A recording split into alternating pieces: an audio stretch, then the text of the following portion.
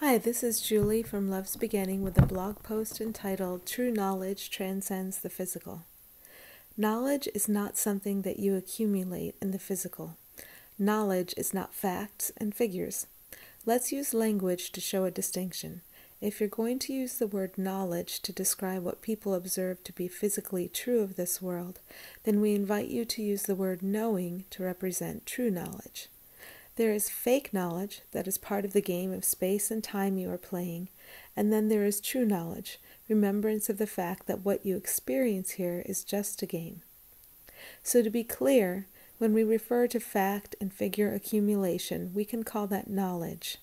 It is world-based, not reality-based. It is illusion-based. It is fundamentally unstable. When we refer to that which assists you in returning to truth, we call that knowing. This is only a temporary distinction for your assistance. There is no need to give words a power they have never had.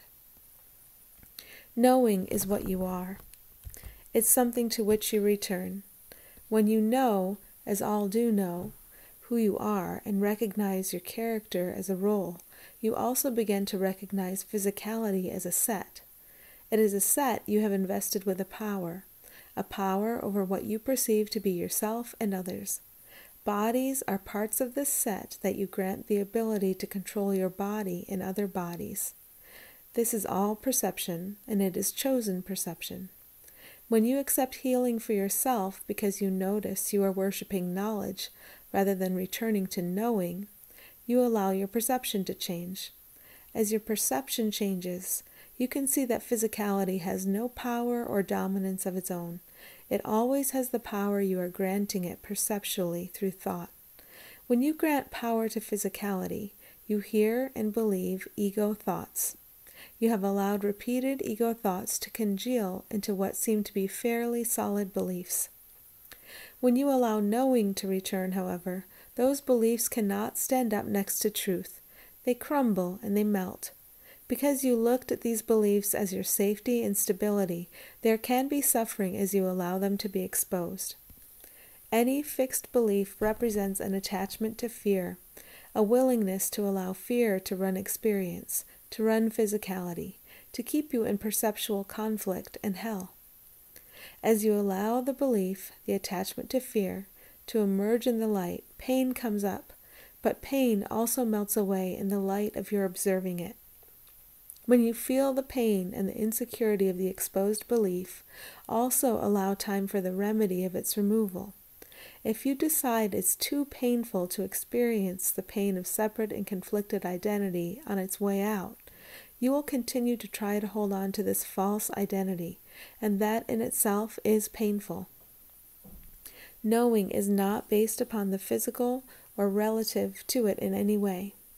Knowing stands unified, not needing the perception of any separate thing for its existence. When you turn everything that you perceive to be under personality's control over to knowing, then that knowing will guide you effortlessly through time and space. You will know what to do. You will know what to say. You will know where to go. There will be no figuring out.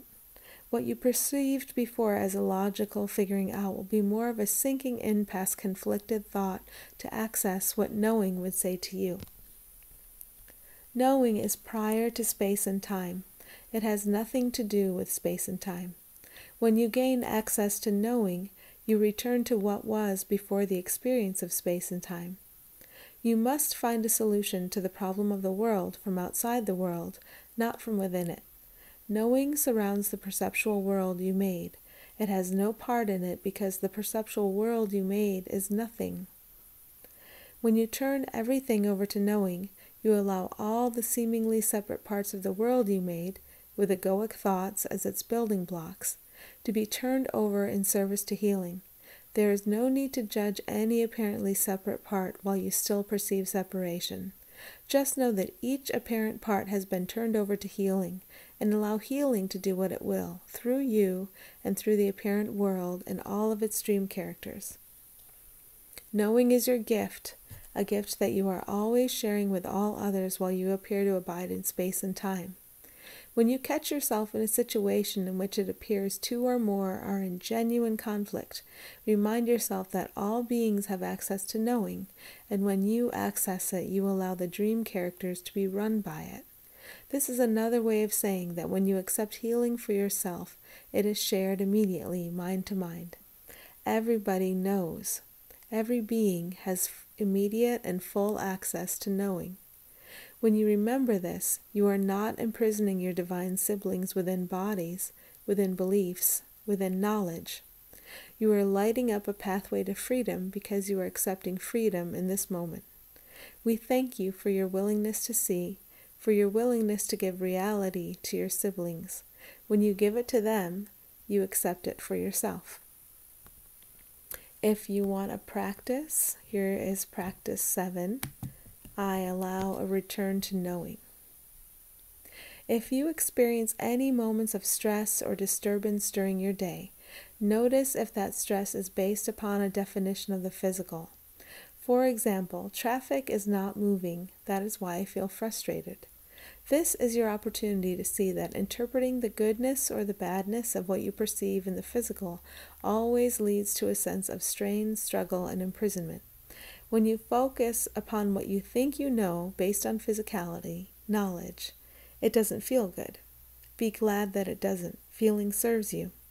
After you have observed yourself turning to the false, the physical, for guidance, as something to react to, as a jumping off point for deciding further action as an ego, take a moment to return to yourself, a self you share with all others who seem to be sharing the traffic experience with you. Say this: I allow a return to knowing. This represents a willingness to access guidance that will show you the way through the physicality you have been projecting with your divine siblings. When you allow a return to knowing, you aren't going to base your speech and actions and thoughts on reactiveness to the physical. You are going to allow all that to come from beyond. You are going to allow the solution to the problem to come from beyond its apparent source.